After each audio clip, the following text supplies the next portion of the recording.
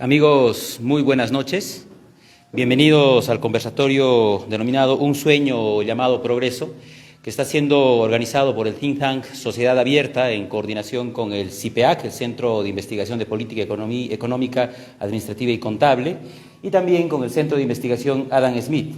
Un evento que va a tener bastante repercusión porque, como le comentaba previamente a nuestros invitados, va a ser también transmitido por televisión abierta el fin de semana.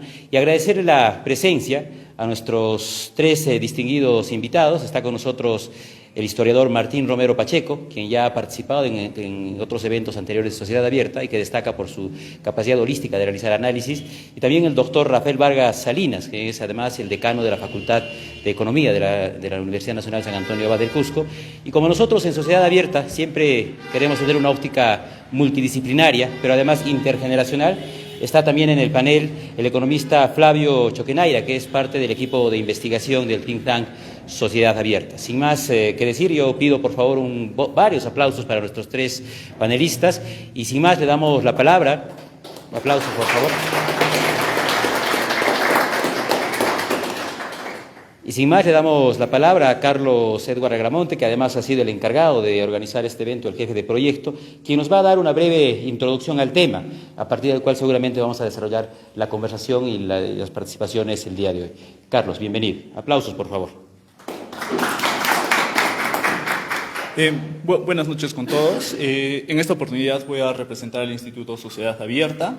Sin embargo, me gustaría hacer una apertura con uno de los clásicos más grandes que ha dado la humanidad. Me refiero a Virgilio en las Eneidas. Cuando Virgilio sale de la ciudad de Troya destruida bajo un sueño hacia Italia, que era la promesa del momento, dada después la justificación, en este caso bajo su personaje Eneas, catapulta el segundo libro con la siguiente frase: me resigné y con mi padre a los hombros marché a las montañas, dando inicio a una obra que nos va a mostrar lo titánico que implica el migrar bajo un sueño, bajo una esperanza, a diferentes horizontes. Una vez más, los clásicos nos dan esta lección. Cuando nosotros, en general, hemos visto lo que ha sucedido de muchas formas con la migración, podemos ver casos históricos que han marcado grandes reflexiones dentro del proceso histórico, como podría ser el caso de Venezuela, impulsadas por políticas quizás nada acertadas, pero también tenemos otros contextos, por ejemplo, los casos migratorios a causa de las guerras en Oriente y Occidente. De igual manera, también tenemos alcance a nivel personal. Muchos de nosotros hemos tenido amigos, padres, abuelos, bisabuelos, que de alguna medida han tenido que trascender y dejar aquel lugar de origen para buscar nuevas oportunidades. Y es que el esquema migratorio es algo muy natural que el ser humano lo ha empleado desde que el hombre existe, básicamente. Desde que el hombre llama a este suelo en el que habitamos hogar, o sea, me refiero a la tierra, de alguna manera ha ido migrando en busca de oportunidades. Lo podemos ver en la prehistoria, en la historia del Perú en particular. Hemos tenido, cuando se empezó a estallar el boom en infraestructura, los diferentes departamentos han empezado a unirse. Ahí vemos el esquema migratorio, por ejemplo, que se tuvo hacia Lima. Y hoy en día afrontamos retos similares frente a diferentes provincias. Si uno revisa Comayo, Canas, son provincias que han ido descendiendo demográficamente. Y esto nos lleva a preguntar, ¿es solo el problema o en general el fenómeno migratorio a nivel de Venezuela, a nivel internacional? Hoy en nuestras fiestas del Cusco es dar una mirada, los ojos a nosotros mismos y ser introspectivos y ver qué ha estado pasando aquí a nivel migratorio. Sin más que decir, definitivamente esto ha generado muchas controversias. Tenemos un buen número de población de origen puneño, un buen número de abanquinos y que de alguna manera también ha tenido una mezcolanza con la cultura cusqueña. En ese sentido, abrimos este conversatorio con la participación del historiador y epistemólogo Martín Romero, quien nos va a dar alcances desde el proceso histórico y cultural que se ha tenido en los Andes.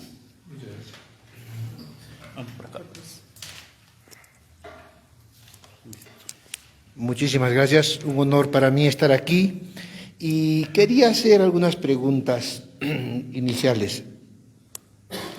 ¿Por qué es que en la pandemia los pobladores de las capitales retornan a sus provincias, al área rural, sabiéndose o pensando, bajo un enfoque epistemológico occidental, que ya han abandonado el campo y el campo no sirve? ¿Por qué tuvieron una migración de retorno exitosa? ¿Cómo es que, estando el campo desocupado, el caso que acaba de mencionar, Acomayo, provincias altas, esos campos mismos tienen un flujo económico tremendo en la fiesta? Mi mirada es antropológica, histórica, etnológica, cultural. Amartya Sen, Polanyi. ¿Qué ocurre con la visión que se tiene de las migraciones y los espacios en los Andes? ¿Por qué siempre estamos caracterizando que las migraciones son necesariamente la negación y la muerte del campo o del lugar donde migran? Como por ejemplo en otras culturas madres, en otros espacios culturales del mundo. Sitio que se deja con la migración, sitio que muere, sitio que se convierte en arqueológico o fósil social. Pero en el Perú y en los Andes no. ¿Qué ocurre con estas potencialidades que se dan a través de la fiesta, las inversiones? Miremos nomás cuánto se mueve de capital cultural, humano, recursos económicos, movilización de alimentos, vestidos en el corpus, que es también una especie de migración de retorno. Mucho más que Coiroriti, que es etnológico, del campo del siglo XVIII, fines, mucho más que el Inti Raymi, que es turístico, mueve el corpus. Las fiestas del Rosario en Combapata, las fiestas de Torrechayo en Urubamba, las fiestas de la Candelaria, las candis en los diferentes lugares, las del Carmen, ¿cuánto mueven? Por mencionarlas más, las rosarios en diferentes pueblos.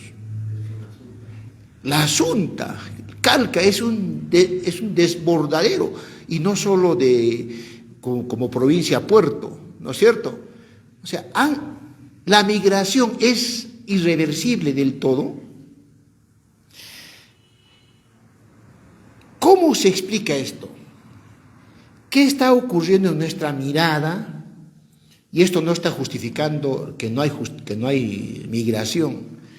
Creo que aquí que estamos con economistas, y aquí el decano, en honor de la tricentenaria, tenemos que volver a encontrar en la economía el filo humanístico, etnológico y social. Mucha econometría y poca economía social. El segundo piso que se habla, nosotros primero cambiamos la economía, el modelo, y luego las instituciones. Eso que está sufriendo ahorita el Perú y otros países. Polanyi, cuando revoluciona la economía, propone en su libro no solo la gran transformación, sino los imperios antiguos, el mercado y comercio en los imperios antiguos, que va a ser la base para que uno de los más grandes antropólogos redescubra los Andes, John Murray, y a partir de él, John Rowe, Jorge Flores Ochoa y Franklin Pease, que son los más abanderados, dice que lo mismo que Marx, pero en otros términos, ¿no? Marx habla de la enajenación de la economía en el XIX, ¿no es cierto?, de la enajenación de todo. Y Polanyi decía, se enajenó la economía a la sociedad. Los mejores estudios sobre los Andes nos demuestran cómo el tributo se pagaba a partir de festividades y presencias de malquis y de antecesores. O sea, la economía estaba regida por la sociedad y no al revés. Ese fue el gran descubrimiento de Polanyi, a través del cual John Murray, que tiene otro nombre, fue asesor de Stalin y perseguido en las purgas del 30, escapa hacia hacia el país de Ceausescu, Hungría, no sé, ya, Rumanía, ¿no? Y luego de ahí va a la Guerra Civil Española, pelea en el frente de los republicanos y va yendo a Marruecos, y en Marruecos descubre que los souks, las economías de estos bereberes, tenían otras líneas de procedimiento. Esto va a ser el inicio para que se vea cómo funcionan mercados más complejos y más equilibrados en la antigüedad. O sea, que el mercado no es, y la economía liberal, tanto en su aspecto económico como político, no son necesariamente modernas solamente o occidentales. Hay gérmenes de ellas en sociedades antiguas. Y es así que él acuña el término reciprocidad. Y entrando más al fondo, John Murray, que es un marxista de Stalin, que se rebela, rompe con este modo 5 modos de producción, el modelo tayloriano de salvaje civilizado, y comienza a desarrollar otros ámbitos, la antropología cultural de Leslie White, el determinismo ecológico de Oliver Dollfuss, ¿no? Karl Troll. Comienza a enriquecer su epistemología y descubre que no solo los documentos oficiales son fuente de historia. Las crónicas son documentos cosidos, demasiado. Es como si yo quisiera hacer historia con el expediente de una de las partes del juicio en un juzgado. No se puede, porque ese expediente está cargado de subjetividad. Y comienza a ir a los documentos crudos, lo cru y lo cuit de Levi-Strauss, ¿no es cierto? A lo crudo, o sea, los documentos administrativos. Por eso es importante que un historiador y científico social conozca economía y ciencias duras. Y comienza a descubrir a partir de los informes y las visitas que este sistema funciona de otro modo y que ya aquí había mercado e instituciones. Entonces descubre, yendo al espacio de las migraciones, que en los Andes ningún espacio queda muerto. Justo a propósito del retorno del COVID exitoso que tuvieron, y están volviendo a Lima, están volviendo a Trujillo, Arequipa, ciudades.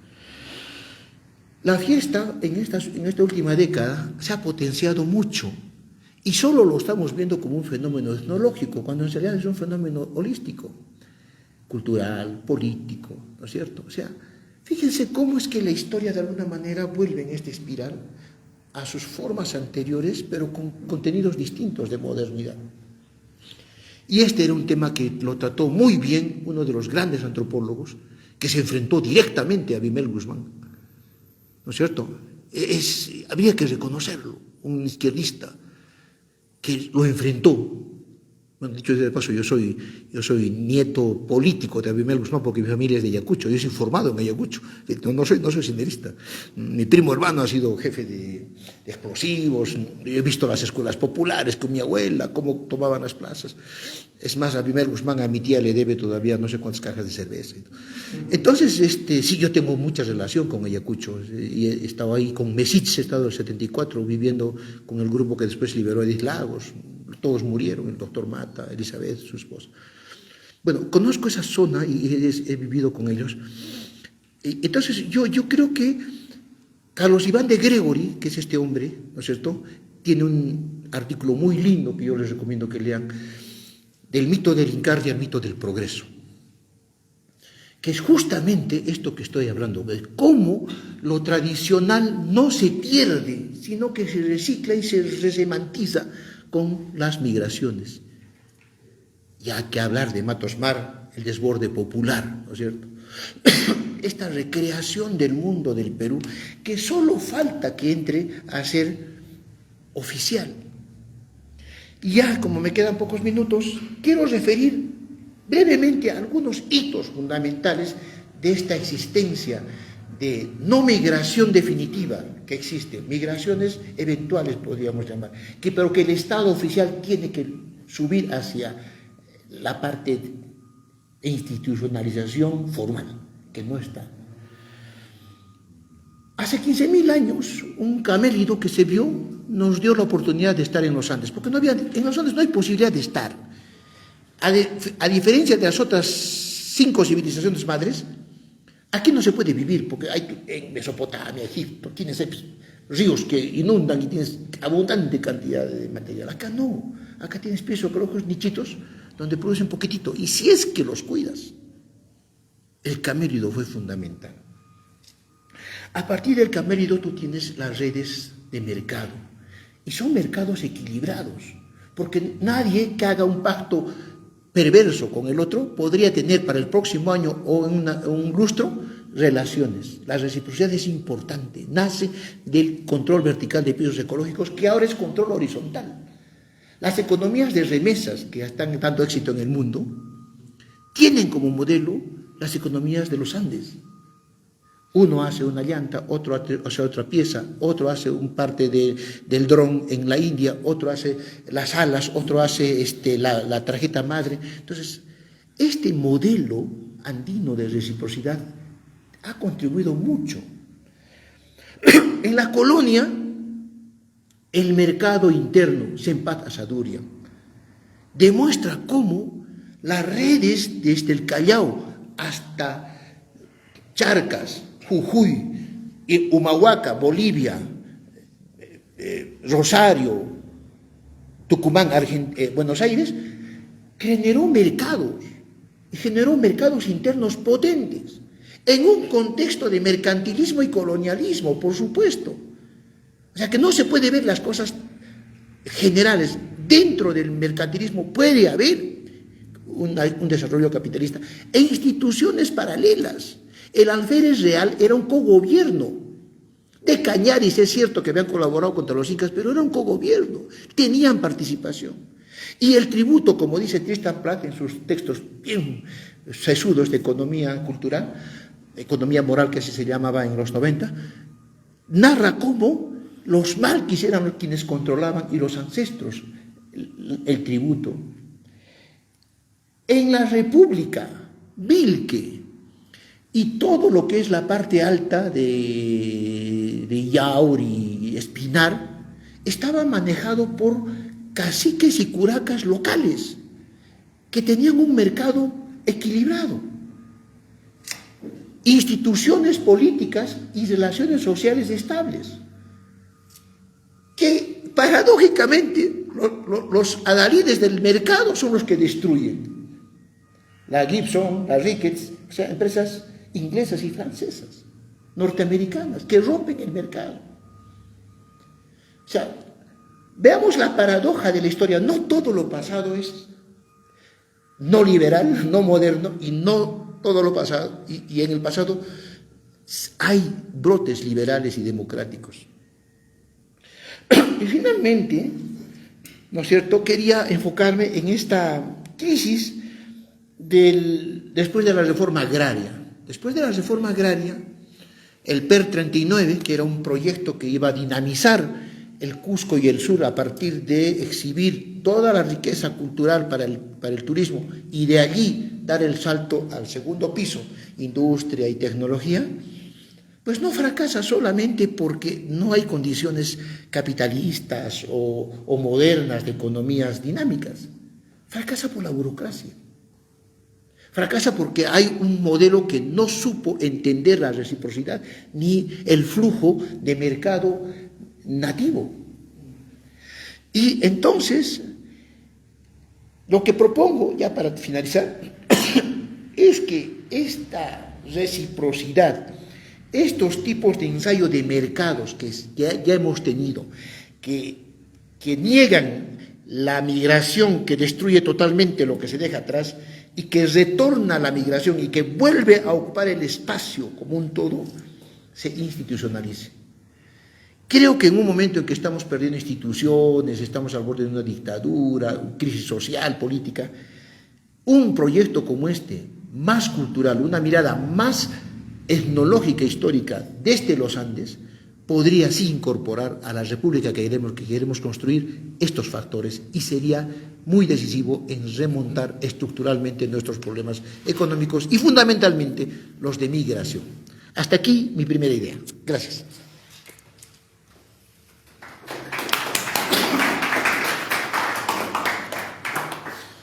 Bueno, siguiendo con la participación, según la Organización Internacional de Migración, en el mundo existen alrededor de 244 millones de personas que han migrado y el 65% de estas están enfocadas en fuerza de trabajo que salen de sus países originales o de sus lugares de origen en busca de mejores oportunidades. Claramente, en el contexto del marco de la globalización, el crecimiento tecnológico, la unión de brechas, la comunicación e infraestructura ha aportado de alguna manera a que este fenómeno se termine consolidando. Y claramente esta migración ha sido también impulsada por diferentes contextos políticos, sociales, económicos y muchas veces por decisiones poco acertadas. La importancia del desarrollo a través de sus instituciones es clara. Frente a este contexto, ¿cómo nos podría disuadir o en todo caso aclarar el panorama en la relación entre desarrollo y migración? Doctor Vargas. Gracias, muy buenas noches con todos. Definitivamente el tema de migraciones es bastante complejo, tiene una mirada multidimensional y es ahí donde los estudios del desarrollo nos permiten analizarlo de mejor manera.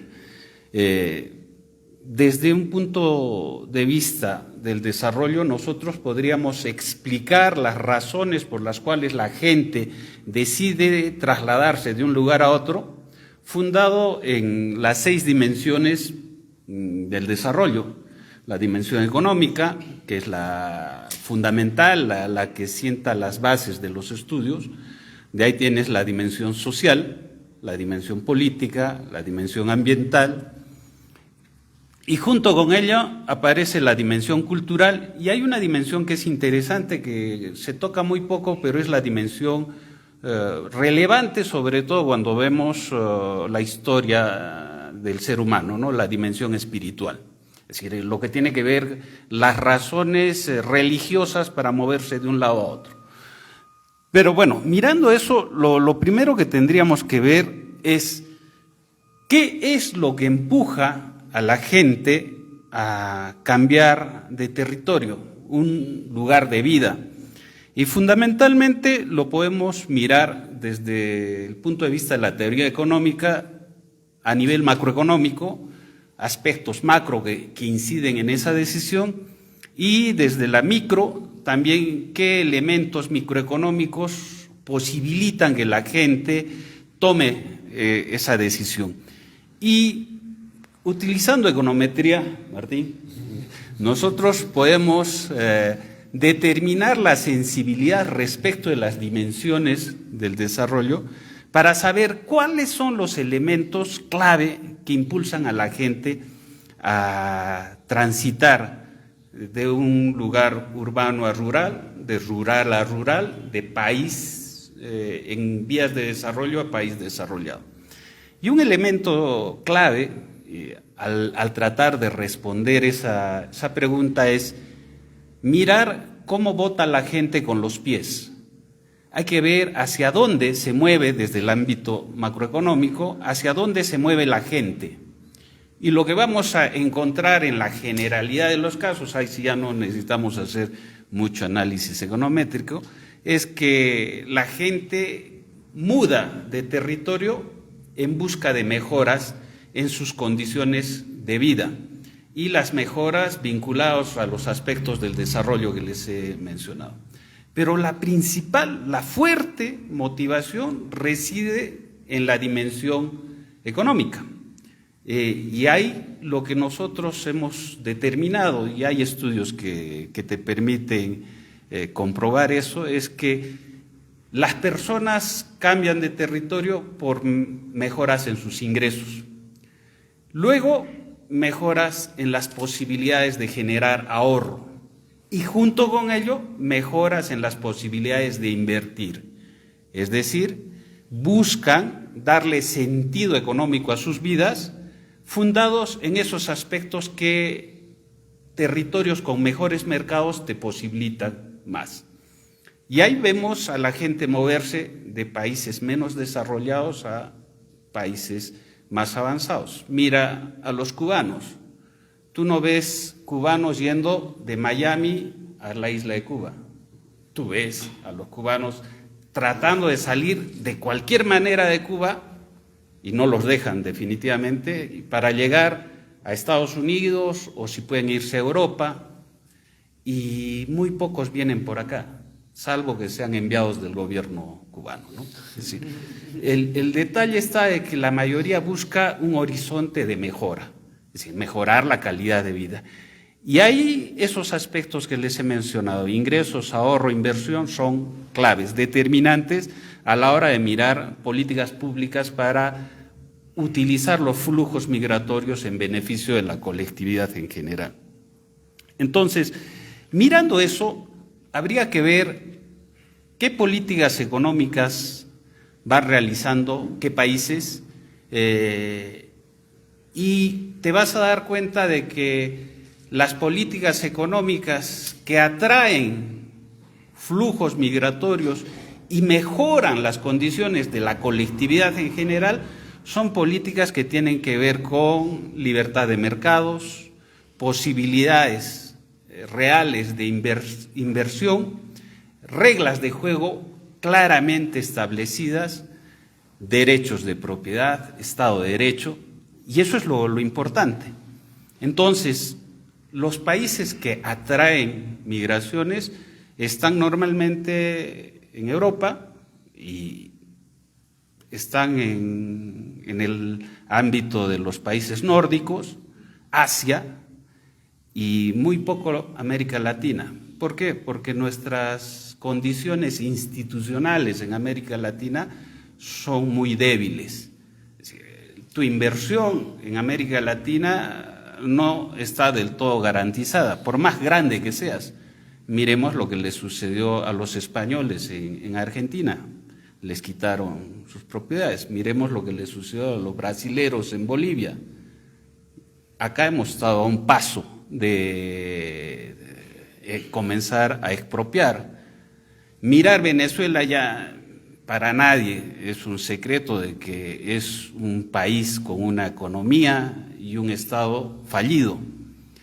Entonces, esos elementos deberían hacernos ver en un contexto macro y de país qué es lo que sucede con los flujos, hacia dónde se mueve la gente, y habría que preguntarles fundamentalmente respecto de ingresos, ahorro, inversión, cuál sería su motivación principal. Y eso sí lo sacamos con un cálculo econométrico. Luego, en el ámbito ya interno de las migraciones, sobre todo rural-urbano, lo que vemos es que la gente se mueve por elementos económicos, pero también sociales. Y eso es lo que vemos con nuestros compatriotas que vienen de comunidades campesinas, por ejemplo. Un aspecto fundamental es acceso a educación, es un aspecto social, acceso a mejor salud, acceso a trabajo. El trabajo lo consideramos dentro del ámbito social, como la posibilidad de que la gente desempeñe funciones que le permitan a la larga tener ingresos. Entonces, los aspectos económico y social son fuertes. Lo que retiene a muchos ya también son los aspectos culturales, pero de eso muy poco se ha estudiado. La gente del campo suele migrar esperando de que su siguiente generación tenga ascenso en el ámbito social, sea reconocido en un territorio como miembro ciudadano que aporta, ascenso en el ámbito económico, y definitivamente eso lo va a encontrar en el ámbito urbano, porque en el ámbito rural no lo vas a tener. Y ahí vamos a dejar la cuestión abierta. En el ámbito rural tú no puedes ser propietario, en el ámbito urbano sí puedes ser propietario. Entonces, si quieres cambiar esos flujos, haz que la gente pueda ser propietario en su tierra. Gracias.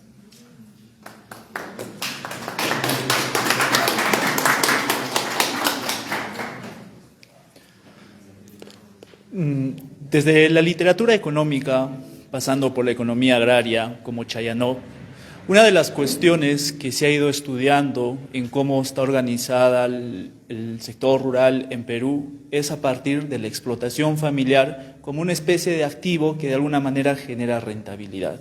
Los tiempos han cambiado y hoy en día lo que podemos visualizar es, por un lado, una densidad poblacional en el sector rural, donde la población tiende a ser bastante adulta y donde la migración de jóvenes cada vez es menor, habiendo desequilibrios en lo que estructura básicamente lo que es la economía agraria. En ese sentido, Flavio, coméntanos qué sucede con la agricultura de manera interna y la relación con la migración. Muchas gracias a todos los que están acá presentes. Hay un problema que yo considero que es muy grande y que quizás no le estamos dando la importancia que merece, y es la migración rural. Hay una frase que dice que todos somos potencialmente un migrante. Cualquiera de nosotros, incluso acá, podría estar mañana en otro lugar y buscar mejores condiciones de vida. Yo también, por ejemplo, yo he vivido tanto en Arequipa, como en Lima, como en Cusco, y cada persona ha tenido diferentes motivaciones, algunos por salud, otros por trabajo, otros por educación, o simplemente por el hecho de buscar mejores oportunidades de vida. ¿Qué veo en el tema agrícola? Estamos teniendo a los agricultores con grandes problemas. Hay un reporte del BCR que nos dio recientemente que en abril de 2023, comparado a abril del año pasado, ha habido una variación negativa del 20% de la producción, donde se resalta que el 35%, la papa ha reducido un 35% su producción. ¿Y qué notamos? Que la papa ha sido uno de los principales productos los cuales produce, y si se cae esa producción, pues la producción nacional está cayendo. Motivos de esto tenemos varios. Hemos vivido en el norte el ciclón del Yaku, el cual ha afectado muchos cultivos de la zona. Acá en el sur hemos tenido sequías, hemos tenido nevadas, los cuales también han sido unos problemas grandes, y también una ineficiencia del gobierno central. Hemos visto con el gobierno de Castillo que cuando más tenía que apoyar con, por ejemplo, la compra de fertilizantes de urea, es donde más ineficiencia ha mostrado. Y incluso nos dejó una frase muy graciosa, que es que para no sentirse culpable de que los incas no usaban fertilizantes para las cosechas. Tampoco olvidemos este gobierno actual, que podrá ser enemigo de ciertos grupos de izquierda, pero que no lo vuelva a nosotros nuestro aliado. Estamos cerca a un problema grande, que es el fenómeno del Niño, y no se ve que estén tomando acciones correspondientes. Y tampoco es algo nuevo que estén mostrando. Ya hemos visto gobiernos pasados, los cuales ante el fenómeno del Niño han prometido mejoras en la infraestructura para poder contener estos problemas, pero no han mostrado ningún interés a lo largo. Y ahora vemos que la población rural está decreciendo año tras año. Hemos tenido, no es algo nuevo que decrezca, hemos tenido grandes olas migratorias. Hemos tenido, por ejemplo, después de la fallida reforma de Velasco, en la cual la población del campo decidió buscar en Lima unas mejores oportunidades. Desde ahí que se forman los conos en Lima. Hemos tenido también, lamentablemente, por los sucesos de Sendero Luminoso, que muchos por su propia seguridad han tenido que escapar a las grandes ciudades en busca de seguridad.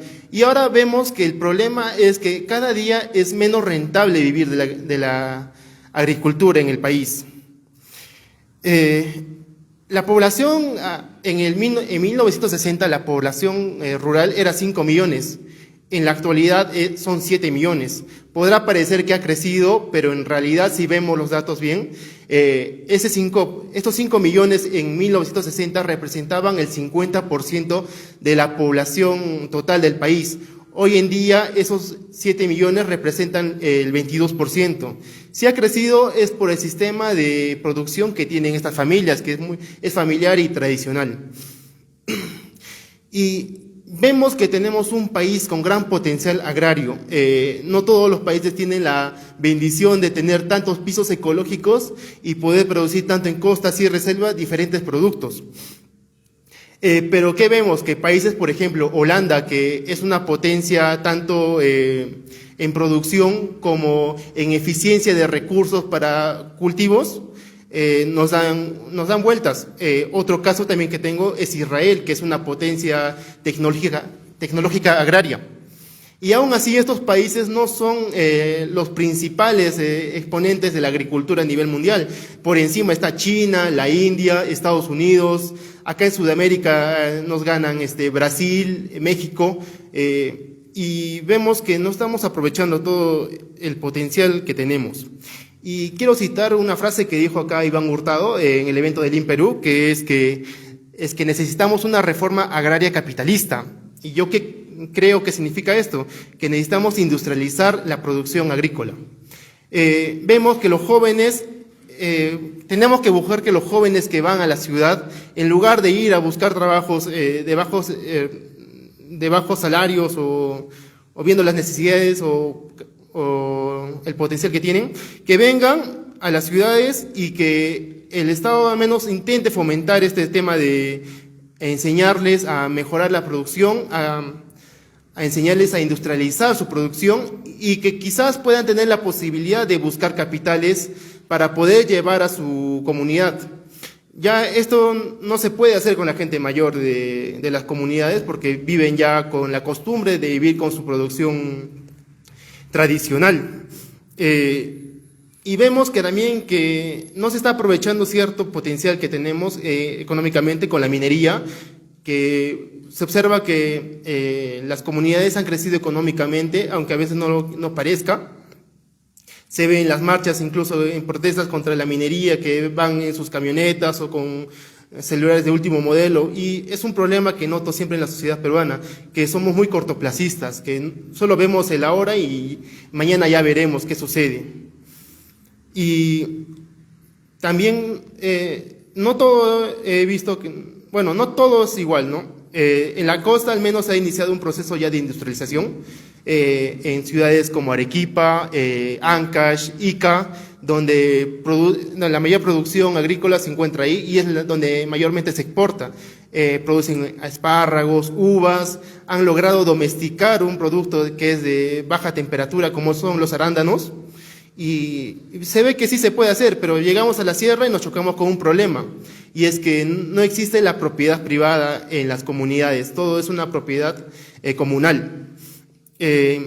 Muchos hablamos también, otros personajes, que el Perú debe industrializarse en ciertos temas tecnológicos, producir carros, producir baterías y ciertas cosas, aprovechando el litio de Bolivia y volver litio de Puno y aprovecharlo para volver a Puno una ciudad industrial.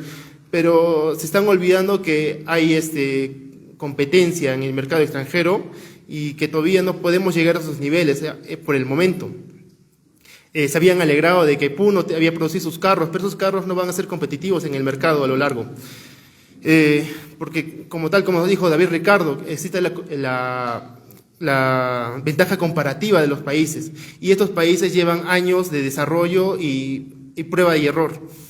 Y no nos olvidemos también de la ganadería, que es un mercado importante para los productores, pero que si lo vemos en territorio latinoamericano, Argentina, Uruguay, Brasil son países que no solamente nos producen más, sino que producen más calidad.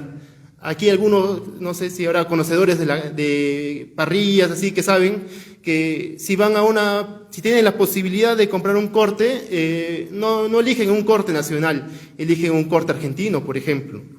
Y bueno, siempre es la elección del consumidor.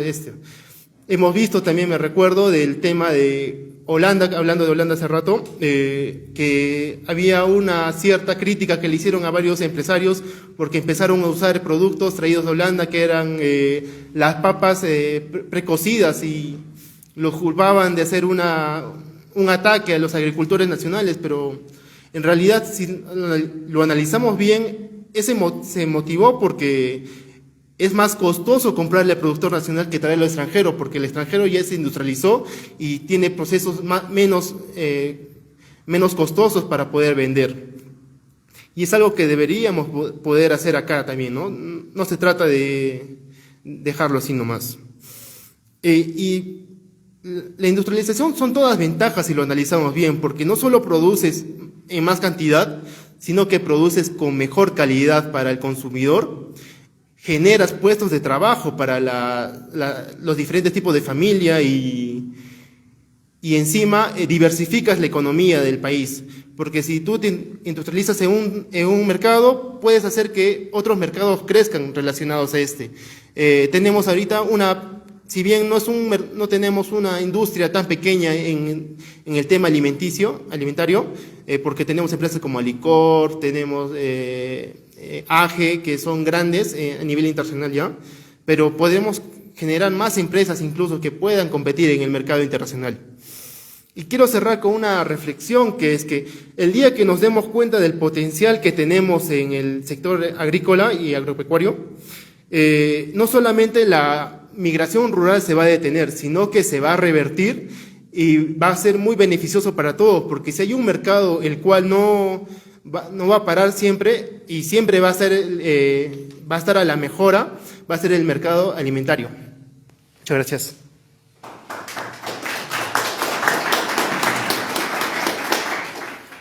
Interesante reflexión. En este segundo segmento va a tener cada ponente 5 minutos para poder, voy a lanzar una pregunta abierta, ustedes pueden reflexionar sobre ella, pueden tratar de encaminarla respecto a su tema o también generar diálogo o debate con vuestros compañeros de mesa, ¿no? Todo en afán no necesariamente de tener la absoluta razón, sino de buscar entre nosotros un mayor dinamismo y entender mejor y aclarar las ideas. Decía Góngora en su clásica sátira de, allá por el siglo XVI, cada quien estornuda como Dios le ayuda, ¿no? Haciendo referencia a que justamente, si bien es cierto, estamos lanzados a este mundo con una serie de particularidades y estructuras sociales, geográficas en general, somos nosotros al final que con ese estornudo vemos cómo sobresalir. Nos organizamos, cooperamos o tranquilamente migramos. En ese sentido, la migración claramente es un fenómeno en el que personas buscan salir de su lugar de origen en busca de vivienda, en busca de alimentación, en busca de oportunidades. Y para los exquisitos y quizás más detallistas, que buscan sobrevivir. En ese sentido, si nosotros damos la mirada a Cusco, podemos visualizar que 4 de las 13 provincias han descendido abruptamente desde el censo del 2007 al censo del 2017. Y de alguna manera las economías de estas provincias han sido afectadas. Sin embargo, como ya lo hemos estado reflexionando, puede haber variables como a nivel institucional. La pregunta es, ¿existe un desfase a nivel cultural, institucional, económico y social en el Perú que haga, digamos, que este fenómeno se sienta de manera abrupta? Somos muchos los que vamos para la capital, son muchos de la capital que vienen para acá. Adelante, señor Martín. 5 minutos. En 1576, el virrey Toledo, del Estado peruano, les da a los cañaris, colaboradores de ellos contra los incas, propiedad de todos los Andes, junto con las parroquias y algunos herederos de las encomiendas y otros españoles. A mediados del siglo XIX, yendo hacia fines, comienzan a privatizar los Ucamaita, por ejemplo. Es el caso emblemático de lo que se llama San Francisco de Vitoria de Vilcabamba. Francisco de Vitoria, uno de los grandes renacentistas que defendió la tesis de la igualdad entre seres humanos. Ya estaban privatizando las tierras en el campo, los andinos. Ucamaita, descendiente cañari, ustedes saben que todos los apellidos nuestros, Tupayachi, Quispe, son apellidos, solo apellidos incas, pero que los tienen son cañaris, porque los incas murieron todos en el 72. Y entonces los Nadal, los Abril, los Garmendia, los Zabaleta, ¿no es cierto?, vivos ellos, comenzaron mi tatarabuelo entre ellos, el que ha hecho el mapa de Choquequirao, comienzan ellos a trucar las mapas y los topónimos. Una estrategia para decir que son baldías las tierras y me las apropio. Así se apropiaron los Abril, los Zabaleta y todos los terratenientes que el siglo XIX después y XX, ¿no? Entonces, lo que quiero demostrar es que esto que han dicho los dos ponentes, el doctor Vargas ¿no?, de la propiedad, sí existe, solo que cuando hay estos trucos de los grupos de poder que trabajan así la tierra, entonces se produce pues el fundamentalismo, o sea, yo me vuelvo a mi tierra y mi comunidad. ¿Qué quiero decir con esto? Que si podríamos desarrollar un Estado más institucional, que respete la propiedad y que respete este sistema de propiedad diversa, ¿no?, podría, y es posible, solucionar el problema de la migración con esto que se llaman las ciudades intermedias. Las ciudades intermedias son clave, ¿no es cierto? Y aquí está el doctor Vargas, que ha hecho este proyecto al 2030 de la región, donde ese factor es sustancial, las ciudades intermedias. Culturalmente, las ciudades intermedias son importantes porque, como he dicho, en los Andes no se desperdicia ningún espacio es, ya fue, como se dice, ¿no?, en el lenguaje de los chicos. Vale decir que se puede potenciar el campo, como ha dicho nuestro ponente en parte agrícola, aparte de estas consideraciones de atracción económico, macroeconómicas, propiedad privada, Estado de Derecho, libertad de la propiedad, mercado libre, ¿no?, y tecnología agrícola, se puede hacer en tanto haya un Estado y una institucionalidad que lo permita, porque ya hay casos. La venta de tierras de parte de los Cañari en la parte de San Francisco de Vitoria, donde he estudiado más, junto con Donato Amado, amigo mío que ha fallecido hace un año, es posible el salto al capitalismo. Ya se dieron, ya hay un capitalismo popular, ya hay una movilización de propiedades. Solo que hemos tenido las experiencias pues, de estos grandes traficantes de terrenos, ¿no es cierto? Uno de ellos, incluso alcalde de La Libertad, que tenía jueces y notarios y todo ello, ¿no? Entonces, no es que no haya condiciones para privatizar el campo y hacer propiedad privada en ciudades intermedias, que es lo que hay que desarrollar. Las hay, pero en tanto haya garantías institucionales que la permitan funcionar dentro de un mercado libre. Y finalmente, y termino con esto, el motor sustancial de cualquier cambio económico tiene que ser, lo que decía doctor Vargas, la parte cultural. Nos estamos olvidando de que la economía también es un flujo cultural, costumbres, tipo de espacio, cómo yo ocupo. Jamás van a dejar el espacio abandonado y jamás va a ser campo baldío los sitios que han abandonado, vuelven y siguen siendo potenciales. Ese es otro factor que hay que considerar para repotenciar sitios que por migración han sido abandonados, que en realidad no lo son.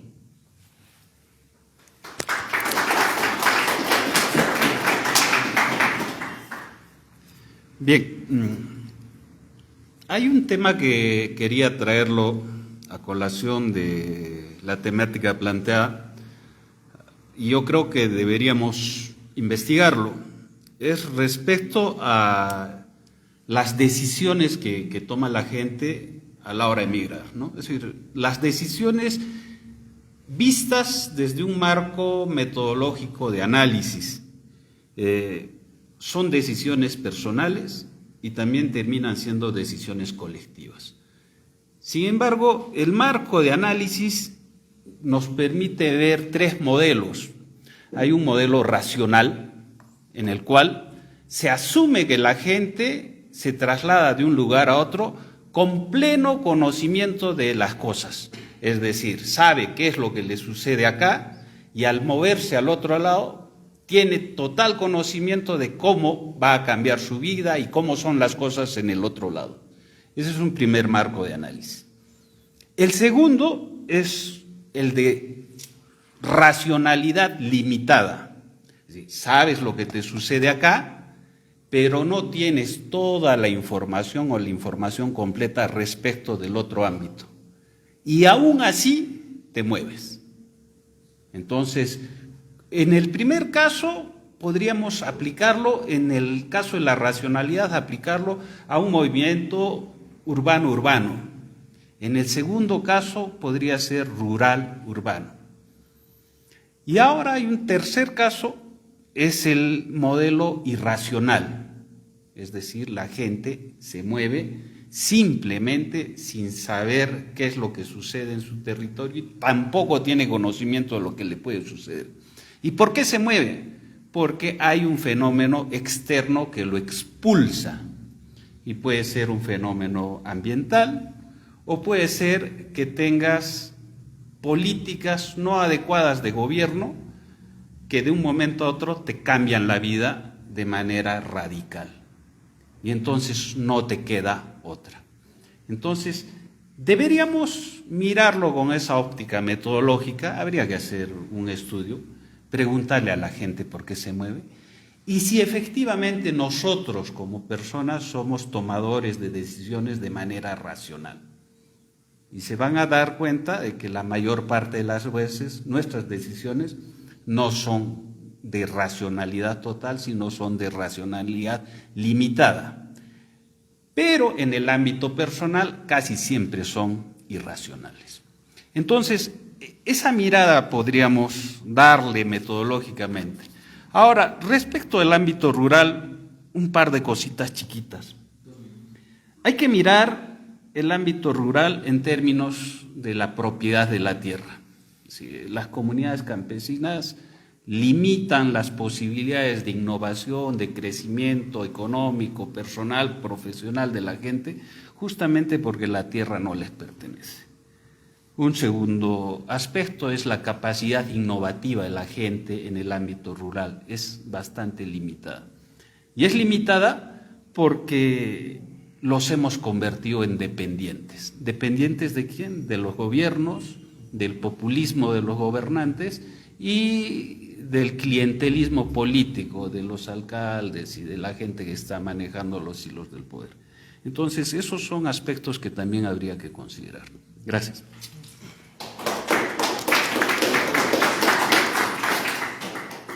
Hay un problema con el ambiente rural y es que vemos, como ya lo comenté, que los mayores están muy cegados en sus problemas, en su tipo de producción más tradicional. Como decía, ahí tienen que entrar los jóvenes para poder mejorar estos temas rurales, ¿no? Agrícolas. Vemos que los jóvenes del mundo rural, considero que hay dos tipos. Hay algunos donde, digamos, el dinero de la minería no ha llegado y hay otros donde sí. Los muchachos que les ha llegado el dinero de la minería tienen oportunidades de universidades mejores, se les ve más con mejores posibilidades ante el mercado internacional, el mercado nacional o internacional. En cambio, estos jóvenes que tienen que migrar en busca de mejores oportunidades a la ciudad, tienen menores competencias. Y es ahí creo que incluso no siempre es negativo pensar que el Estado podría apoyar de cierta manera, ¿no? Hay que buscar que sea, si va a apoyar, que sea lo más eficiente para poder mejorar ciertos problemas. Lastimosamente no tenemos un Estado desde hace muchas décadas eficiente. Hemos tenido problemas, como ya lo comenté, se estima incluso que posiblemente este fenómeno del niño que llegue va a ser más complicado va a complicar aún más a los productores, no solamente el agrícola, también incluso al que se dedica a la pesca. Vamos a vivir unos momentos donde va a obligar a que los precios incluso suban para el consumidor. Y es que no tenemos cómo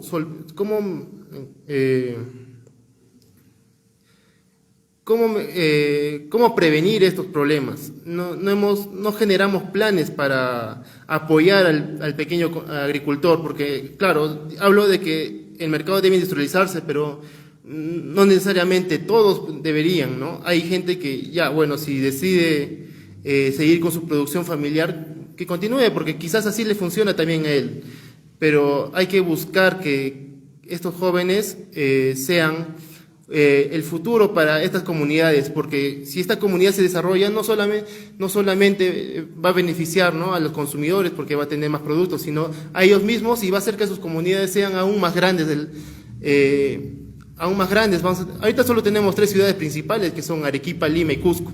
El resto de ciudades están casi olvidadas, y mejorar estos temas agrícolas incluso podría fomentar que estas ciudades sean otras nuevas urbes para el desarrollo nacional. Muchas gracias.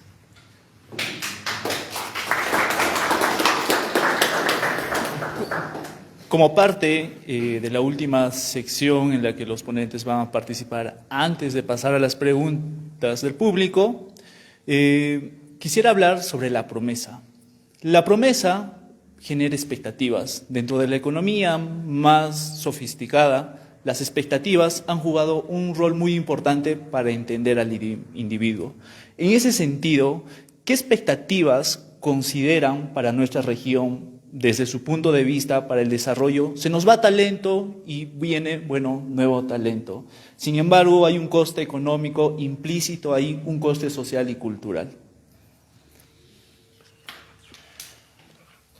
Yo creo que esto es un espacio importante. Ustedes, los jóvenes, nosotros somos ya una generación fallida, ¿no? O sea, yo he sido formado con ideologías bien cerradas, ¿no?, el revolucionarismo que ha fracasado y que no nos ha dado la oportunidad de ser más, tener sentido común, ¿no? Las ideologías no son malas, pero nos han enfrascado y nos han agotado y nos han hecho soportar estructuras que muchas veces han sido corruptas y totalmente contrarias a lo que hemos querido. Yo me sigo sintiendo vigente, pero mi generación no puede hacer más cosas. Creo que ustedes, y estos espacios que estoy viendo que está creciendo, sí se pueden, ¿no? Fíjate que yo estoy incluso rescatando variables del pasado para ver cómo ustedes lo recrean en otra generación. Rafael y el joven son más jóvenes que yo, pero podemos conversar todavía. El sentido común, ¿no? Yo creo que más allá de izquierdas y derechas, ideologismos, ¿no?, todos los grandes discursos, son estas cosas de sentido común las que hay que hacer. Una vez a mi hija le decía, pero tú no, papá, tú estás pero con sendero, nos has arriesgado la vida, te perseguían y todo eso. Pero yo le reprochaba, ¿y tú no has militado? Necesito militar para hacer un mejor mundo, y me dejó callado hasta ahora. No, es que tienen otra forma de militar. Hay otras maneras de hacer esto y la práctica. En la medida que podemos ayudar nosotros de mi generación, pues vamos a hacerlo. Pero ustedes sí creo que tienen una gran responsabilidad y pueden hacerlo. Ya no con esos metadiscursos que hemos hecho antes, es con otras variables. Y sí hay esperanza. A veces hablo de que no necesitamos una burguesía regional, una ilustración regional, una segunda ilustración. Creo que quizás por ahí va la cosa. Mucho más que partidos políticos, ideologías, sesgos, necesitamos volver a la ilustración, o sea, aquel impulso espiritual y emancipador que esté apoyado por la ciencia y la tecnología, pero fundamentalmente por el sentido común. Eso que hemos perdido nosotros mucho por ideologizarnos.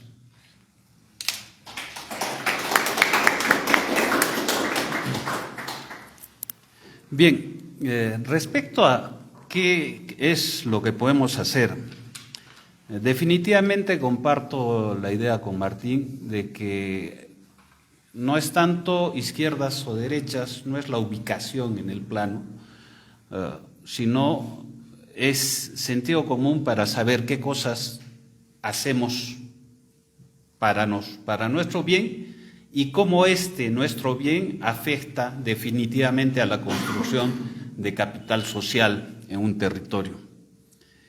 Y esto tiene que ver con aspectos institucionales.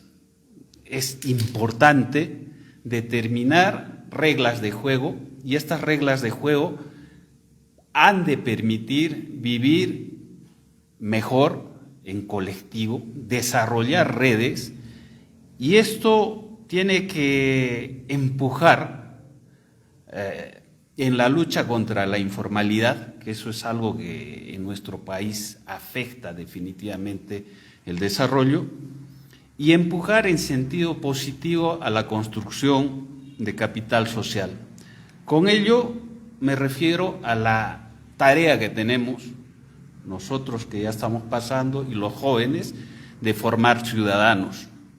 Mucho hacemos mal en los colegios y en las universidades de enseñarle a la gente a exigir sus derechos.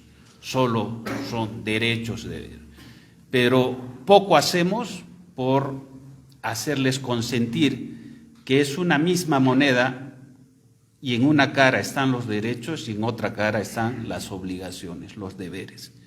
Y es importante para el desarrollo de los pueblos que en la construcción de capital social los ciudadanos entiendan este binomio.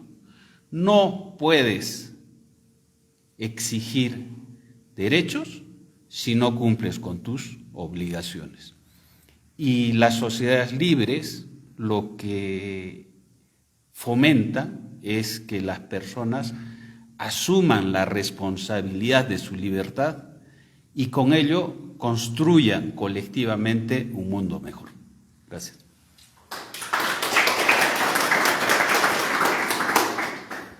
En un reciente micrófono abierto que hizo a Sociedad Abierta, le preguntaron a la sociedad qué opinan de sus autoridades y notas el malestar que sienten con las autoridades regionales del Cusco. Y es una realidad que incluso antes de entrar a gobernar, ya el ciudadano cusqueño está molesto con sus autoridades. Y es una realidad que tenemos, que hemos vivido varios momentos con autoridades las cuales se han mostrado muy corruptas y buscando sus propios intereses. No están buscando el interés en general de la población. Vemos que la ciudad de Cusco también se ha desarrollado en un corto tiempo. Hemos podido traer otros tipos de capitales de Lima. Mientras que allá ver un cine era como ir a pasear al parque, acá el cine llegó recién en 2014 por ahí. Y demuestra que la ciudad está creciendo a pasos lentos. Y no solo lo vemos acá, lo vemos en otros distritos del Cusco, en otras provincias. Tengo el ejemplo, por ejemplo, de Espinar, en donde yo he vivido. He logrado estar un tiempo ahí de niño y yo veía cómo las casas eran de adobe, se encontraban una alejadas de la otra. La única zona, digamos, donde se podía estar era la Plaza de Armas, que bueno, ahora en la actualidad ha cambiado mucho Espinar. Vemos una ciudad creciente, ya no la vemos como un pueblo antiguo, pero aún tiene problemas incluso porque ha tenido algunos gobernantes los cuales están metidos en problemas de corrupción, han tenido problemas por malversar el dinero de la minería. Y vemos que no siquiera han tenido un buen desarrollo urbanístico de la ciudad. Vemos que, como hablaba una vez con un amigo César Yanque, 5 calles convergen en una sola principal, lo cual es una locura, la verdad, ver que 5 calles estén solamente para un solo lado. Y lo mismo pasa con otras ciudades acá en el Cusco. Vemos que hay cierto grado de desarrollo, pero que queda alejado a las posibilidades que podría tener con el tanto dinero que maneja la ciudad de Cusco, y vemos que incluso ni siquiera son capaces de ejecutar bien los gastos presupuestarios los cuales manejan. En las zonas de Megantoni, Coporaque, Espinar, los vemos un poco atrasados con respecto a otras ciudades que han crecido más, con mejores gobernadores regionales. Por ejemplo, Arequipa, que es una ciudad que ya está tomando un crecimiento muy grande y que, siendo nuestra competencia, vemos que incluso los espinarenses prefieren irse a Arequipa en lugar de venir a Cusco por las facilidades, por el nivel de vida, y no debería ser así, ¿verdad? Gracias. Bueno, ya para finalizar este segmento, es abierta los comentarios o en todo caso las preguntas que pueda tener el público para que cada uno de nuestros especialistas puedan disuadir.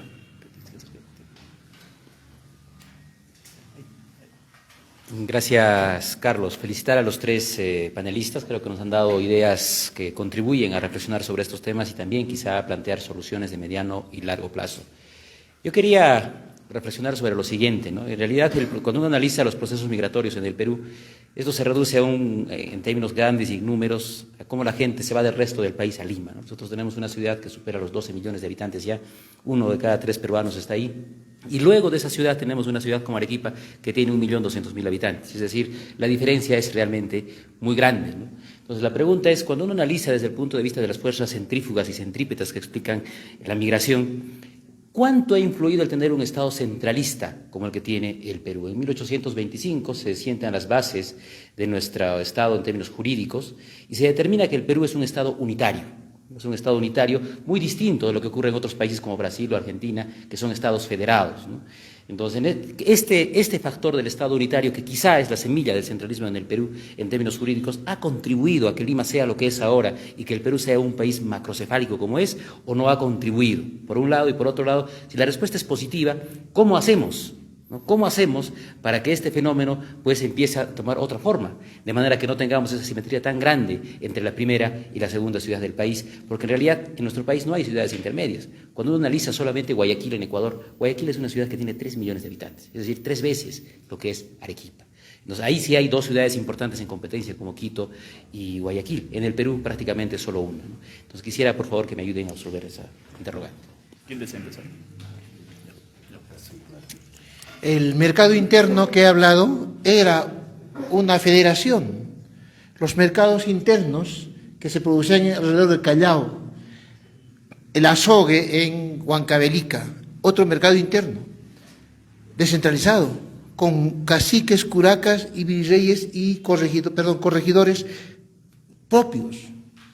Otro era el espacio hinterland de Abancay, Andahuaylas, ¿no es cierto? Otro Cusco Puno. Fíjense, ya había todo un desarrollo federalizado, descentralizado, en la colonia. Antes de los Borbones, por supuesto, antes de 1740. Los Borbones lo malograron todo, ¿ya? Y los Borbones siguen todavía en el poder. Toda la parte de Humahuaca hasta Jujuy y Salta era otro estado. Habían caciques que ganaban 5 veces un oidor que exportaban vino en Chile, el cacique Caqui. Pero se radicalizó todo desde el fin de las guerras de las rebeliones del 18. Ahí sí, se radicalizaron porque los mismos indígenas comenzaron a matar criollos, ¿no? La Sangarara fue una masacre de criollos, por eso que perdió Tupac Amaru, y no solo Tupac Amaru, sino todo un movimiento histórico. Entonces, de tal manera tenemos que la Confederación Peruano-Boliviana, o sea, siempre digamos la guerra con Chile, no, es la segunda guerra con Chile, la primera guerra con Chile la tuvimos 36-39, porque Gamarra, el cusqueño, trajo a chilenos y les dijo por dónde entrar. No sé si ustedes han visto la película El paciente inglés, ¿no? Que da los mapas de África Corps, ¿no es cierto?, para que entren los nazis, para tomar el canal de Suez, que es estratégico para hacer el Mediterráneo. Igual hizo el mismo papel que la venta de mapas, lo hizo Gamarra ante los chilenos. Los chilenos vinieron ya aquí, nos derrotaron en la Confederación Peruano-Boliviana. Habían condiciones. Orbegoso mismo había hecho su propio estado en el norte.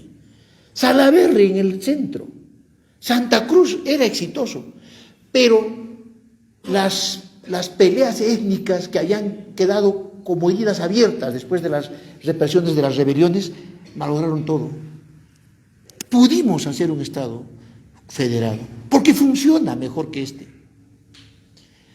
Creo que hay en la historia, así como el psicoanalista va a la infancia, ¿no es cierto?, a ver los grandes problemas que tienes tú. No es que tienes tú un problema con tu esposa, es que tienes un problema con tu mamá, ¿no es cierto? No es que tú no soportas a tu esposo, es que con tu papá tienes malas. Entonces, algo así ocurre en la historia. Fue esas 2 cosas. La terrible guerra que se inició después de las rebeliones, que separó el Perú en dos y sangró mucho más con la Confederación Peruano-Boliviana. Yo creo que es posible volver a una federalización, un equilibrio, ¿no es cierto?, que tú dices, pero hay que sanar esas heridas que hasta ahora están abiertas. ¿Y sabes dónde se nota?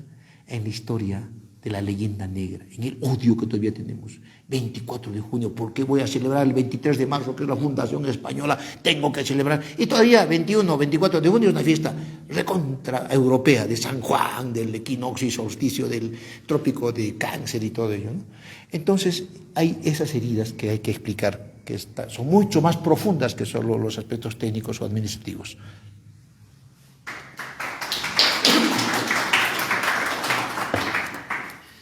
Este tema de la migración podríamos mirarlo también desde el punto de vista de las políticas públicas. Es otra mirada que les propongo, porque la migración en general es un problema social.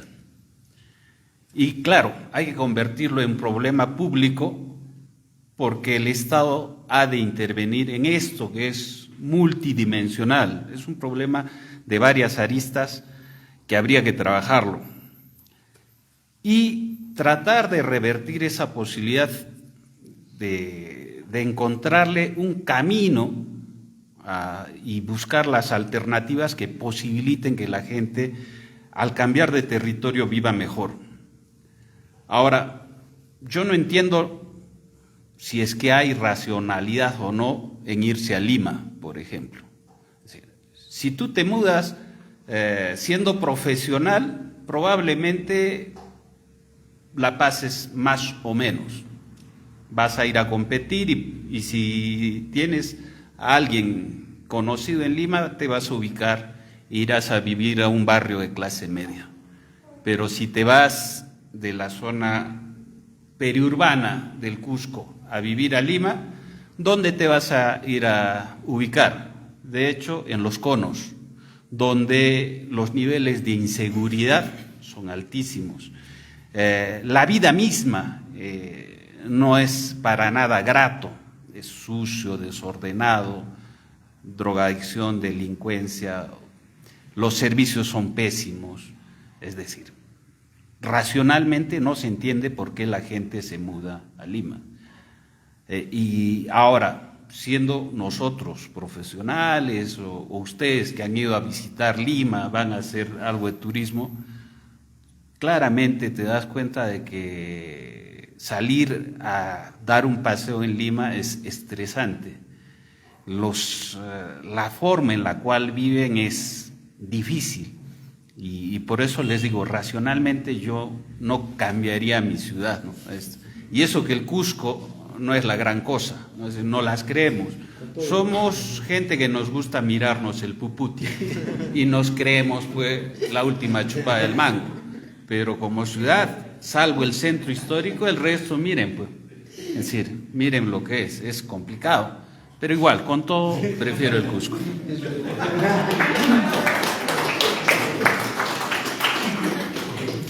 Bueno, doy fe de lo que dice de Lima, ¿no? Es una ciudad en la cual no se entiende cómo muchas personas quieren ir a vivir a Lima ya con la sobrepoblación, todos los riesgos que tiene, en tanto en seguridad, vemos en Lima metropolitana, hablando claramente, ¿no?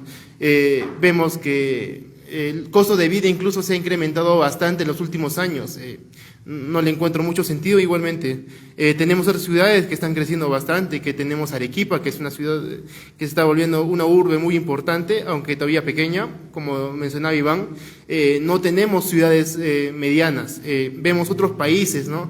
Ni siquiera tan desarrollados, pero que tienen ciudades en las cuales puedes reconocer geográficamente, no tienes noción. En Argentina, Buenos Aires, Jujuy, La Plata, en Uruguay, igualmente La Plata, Montevideo, en Brasil, ni hablar porque tienen un montón de ciudades costeras importantes. Pero vemos acá que siempre nos quejamos del centralismo del gobierno regional, pero somos los primeros centralistas que deciden que el mejor lugar para ir es ir a Lima. Y como decía, ¿no? Están incluso ya los conos se están reventando, están expandiéndolo aún más. Y es algo que debe cambiar la mentalidad del peruano, ¿no? Ya no buscar simplemente porque es la capital, sino ver las oportunidades que puedes tener en otras regiones.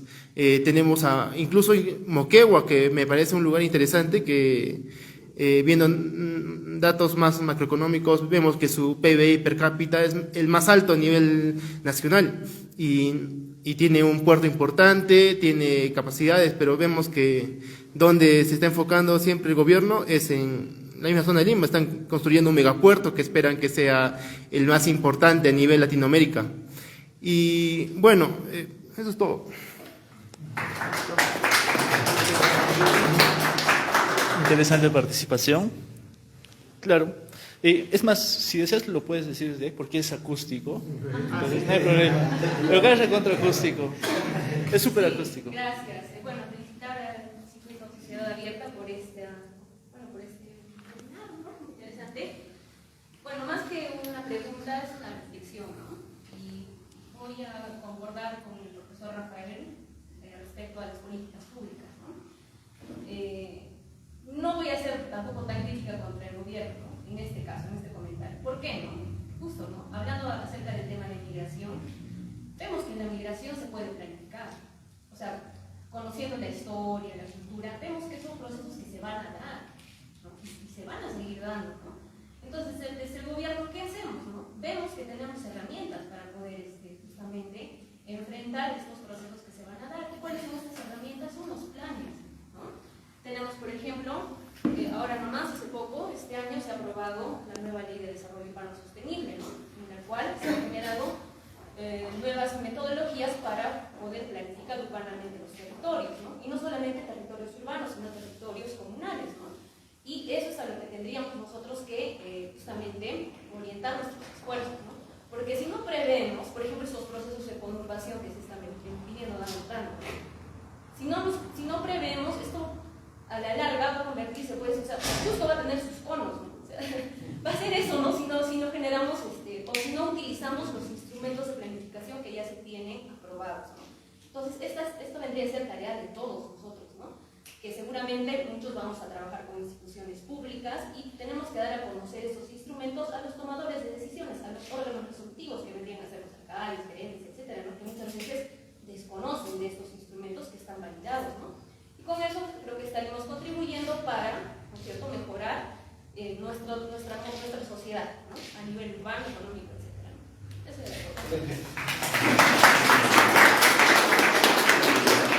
todo. Una siguiente participación. Vamos por allí y de por aquí.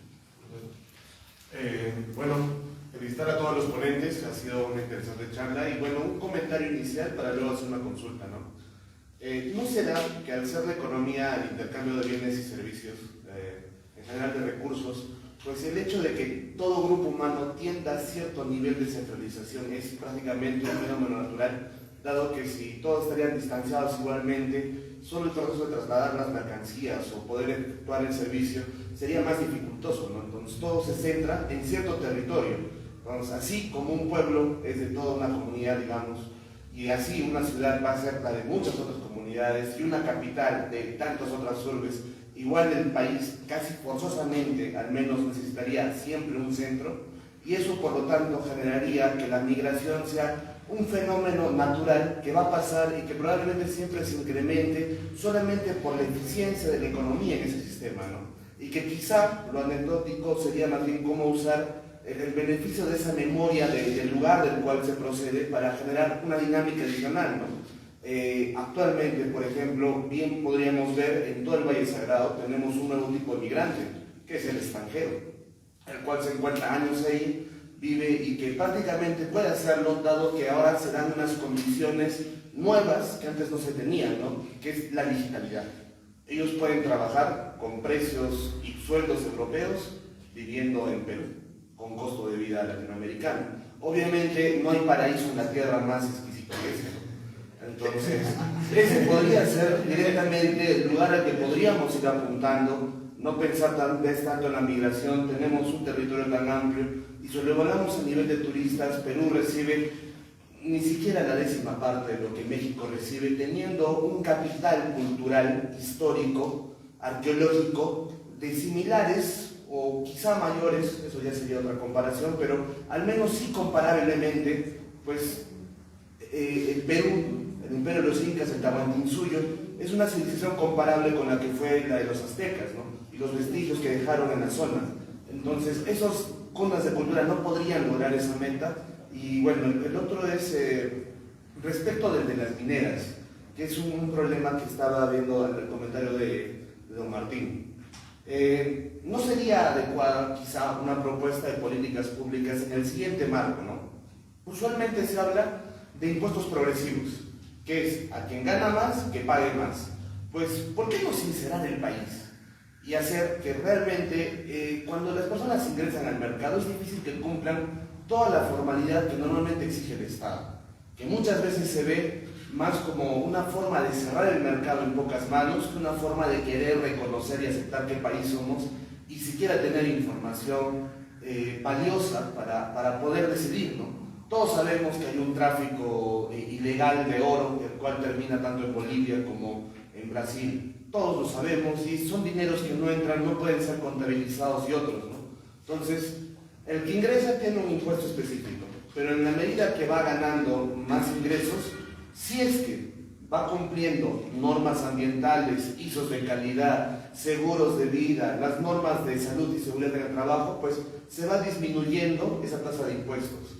De tal forma que en la praxis, una empresa grande, ultra formal, estaría como teniendo un impuesto regresivo, de tal forma que hay un incentivo directo para que ellos quieran formalizarse en un país a la hora de crecer, porque muchos ven el crecer como una forma de solo pagar más impuestos, sin generar ningún tipo de beneficio, razón por la que muchos, hasta como horizonte de empresa, quieren ser unas empresas pequeñas o medianas, ¿no?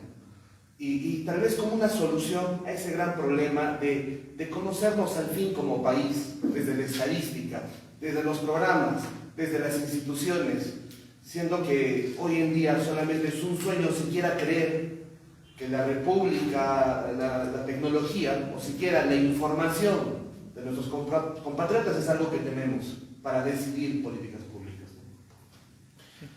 Una de las cosas importantes para hacer planes y ver este caso es la mirada de larga duración.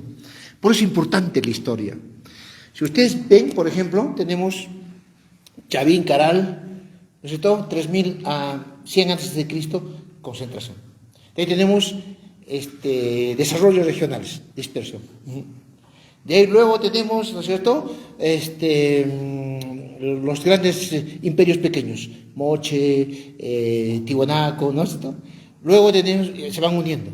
Luego tenemos la gran concentración en el siglo V, Huari, expansión, Piquillacte son de ellos. Después, regionalización, o sea, migración, desmigración. O sea, son grandes ciclos. Virreinato, incas, otra vez, ¿no es cierto? Virreinato, otra vez. Se disuelve el virreinato, vuelven, ¿no es cierto?, a juntarse los pueblos. Entonces, es un proceso de larga duración, habría que verlo.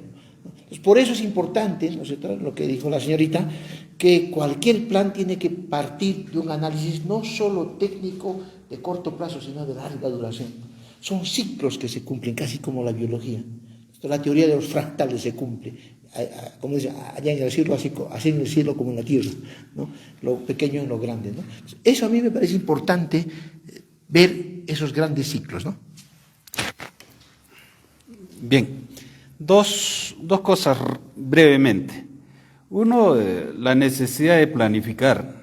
De hecho, Fuerabamba, la nueva Fuerabamba es una ciudad que en teoría fue planificada y que permitió el retorno de la gente que vivía en comunidades una vez que la minera comenzó a explotar, ¿no? Entonces, la gente retornó y les dieron inicialmente a las primeras familias 500.000 soles por familia y algo más. El detalle está de que no se hizo un estudio adecuado porque la gente recibió el dinero y con la poca racionalidad que tenían respecto de cómo utilizar ese dinero se fue perdiendo, lo malgastaron y después comenzaron a generar protestas para volver a conseguir más dinero de la minera y cosa que les han ido dando, y esto ha generado dependencia y ahora hay más gente de la que se pensaba que iba a retornar. Entonces es todo un mar de complicaciones y ahí fallan las políticas públicas, fallan los temas institucionales de las empresas privadas y esto no ayuda. Ahora, respecto de las ventajas de la aglomeración, las economías de aglomeración lo que posibilitan es el mejor uso de las especialidades productivas y es por eso que nos movemos ahí, donde tienes todas las posibilidades para hacer negocios, para desarrollarte. Y eso se ha visto que generan eslabonamientos económicos y si los mercados son menos regulados, las posibilidades de vivir mejor se dan, definitivamente, y es por eso que la gente se mueve. Ahora, un comentario final respecto de los impuestos. Los impuestos, su nombre mismo lo dice, es una obligación. Yo pago no deseando pagar mis impuestos. Yo quisiera no pagar, pero dado que estamos en planilla, obligado te sacan ese dinero. Y yo quisiera no pagar los impuestos porque sé que en mi país los políticos lo malgastan. Las políticas públicas no utilizan los recursos de manera eficiente. Miren, pues los congresistas, ¿en qué gastan nuestro dinero? Han comprado carteras Louis Vuitton para las congresistas y sencilleras, monederos, billeteras, Renzo Costa para los congresistas. ¿Con qué plata? Con la nuestra. Y es por eso que muchos peruanos deciden no pagar directamente. Se la roban y eso molesta, ¿no? Si el Estado fuera eficiente en el uso de los recursos, bienvenidos sean los pagos de impuestos, ¿no?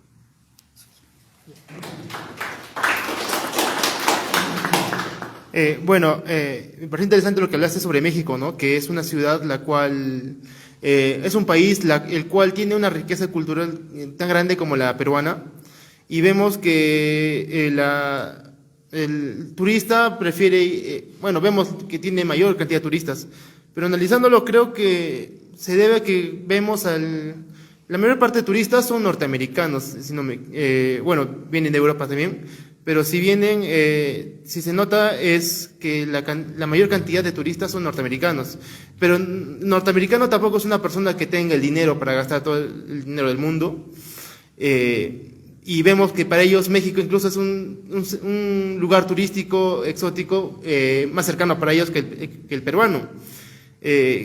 Veo también que cuando llega el norteamericano acá lo tratamos como si fuera Rey Midas, que puede generar dinero y le cobramos grandes cantidades y terminamos espantándolos. Y es algo que creo que debería cambiar en la sociedad peruana, ¿no? Mientras menor sea el costo para el turista, va a ser un lugar más recomendable para otros. Ahora, hablando sobre el tema de la minería, que nos hablaste sobre generar impuestos y... Hay un tema que tenemos muy importante en la minería que son los informales, ¿no? Hay unas propuestas de leyes para buscar formalizar a estos, tienen la idea de darle el título del subsuelo también, incluso a las personas propietarias de lugares mineros. Pero hay un problema que también vemos que si vemos a los informales son los que más contaminan a nivel minero.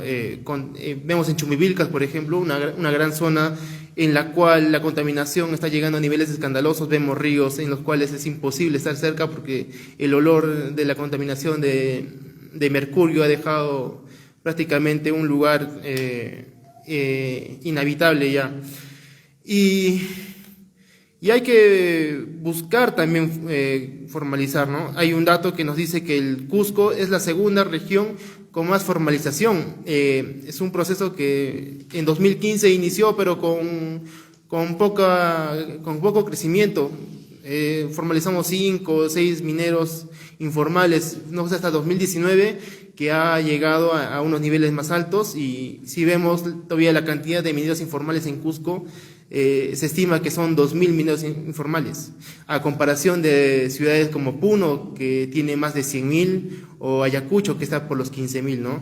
Hay que ver qué hemos hecho bien en esta zona y ver si lo podemos aplicar en estas zonas para reducir el impacto que generan estas mineras informales, que no solo son contaminación, también se han vuelto mafias.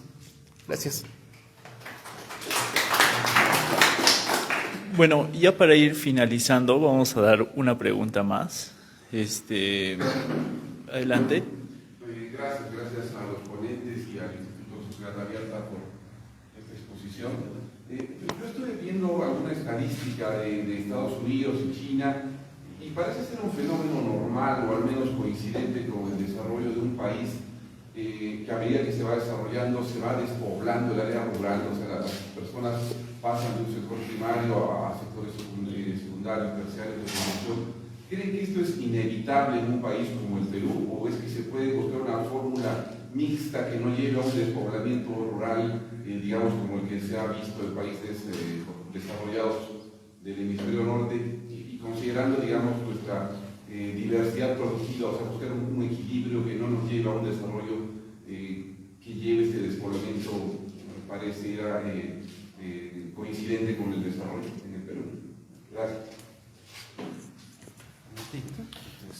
La exposición que hice justamente trata sobre esta diversidad complementaria que hay y que no es solo prehispánica y colonial. La impronta que ha marcado esta complementación de pisos ecológicos no es solo productiva y moderna, es también cultural, y eso hace que podamos pensar en un retorno al campo, no de la manera, por decir, industrializándolo, sino como un factor cultural de tránsito y de componente sustancial de una sociedad. La generación de sociedades intermedias, que es el centro de la charla que he dado, es urgente, porque el campo no se va a despoblar así como han estado anunciando y augurando. Culturalmente, por lo menos, va a seguir teniendo un papel. Ecológicamente sigue teniendo un papel y está comenzando a desarrollarse pueblos, ¿no? Lo que tú dices es posible. Por eso es que hay que ver en flujos de ciclos de larga duración. Hay hiperconcentración, retornos, hiperconcentración, retornos, ¿no? Y quizás en un futuro tengamos algo equilibrado entre la hiperconcentración y el excesivo retorno con ciudades intermedias. De acuerdo contigo, ¿no? Bien, nos planteas un tema bastante complejo y definitivamente lo que habría que ver es una cuestión sumamente relevante. El ámbito rural está vinculado a actividades agrícolas y pecuarias, pero en lo fundamental, la actividad económica de más baja rentabilidad en países como los nuestros es la agricultura. Y si yo puedo obtener una rentabilidad superior en algún otro lado, me voy a mover. Mientras la agricultura siga siendo de subsistencia y esté vinculada a un régimen de propiedad de la tierra colectiva, las condiciones para que la gente salga de ahí están dadas. Y en la ciudad la haces hasta de obrero, no estoy siendo peyorativo, disculpen, ¿no? Es decir, conductor, cualquier actividad en la ciudad me va a dar mayores ingresos que en el ámbito rural.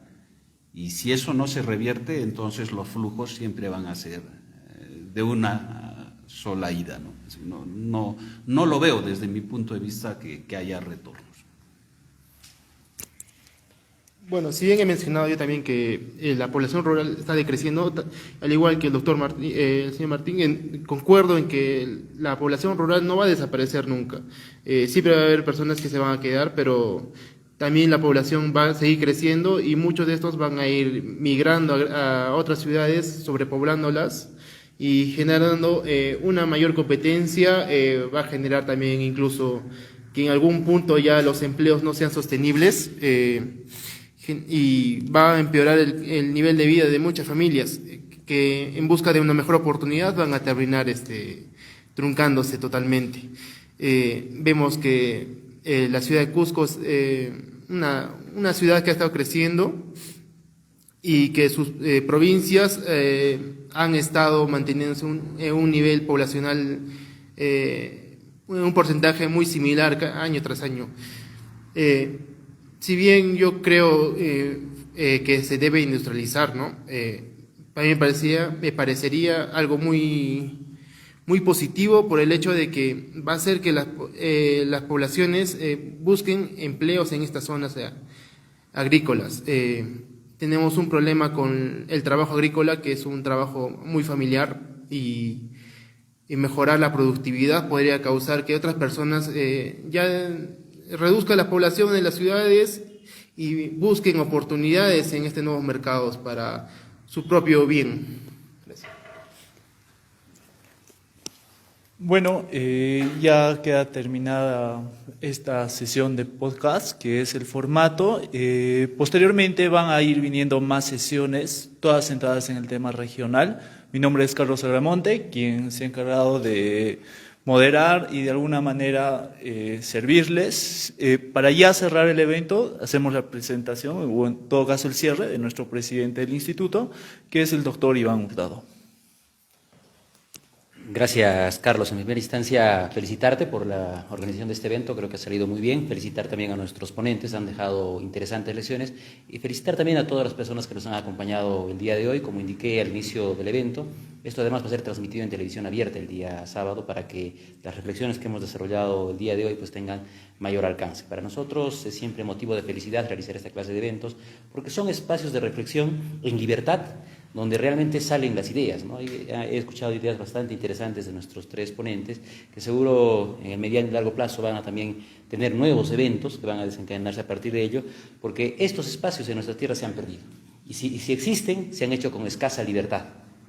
Sociedad Abierta tiene como misión crear un espacio de libertad, donde la gente pueda hablar, como valga la redundancia, con libertad, sobre los temas que influyen en nuestra región, en nuestra ciudad, en nuestro país, pero también en el mundo, porque finalmente el límite no está, pues, el límite para las ideas no está en espacios regionales, sino en temas incluso mundiales, que nosotros, con la capacidad de gente que estamos convocando, creo que podríamos realizarlo sin ningún problema. Nuevamente, pedirle varios aplausos para nuestros ponentes. Y damos por concluido este evento. Muchísimas gracias a todos. Gracias. Felicitaciones.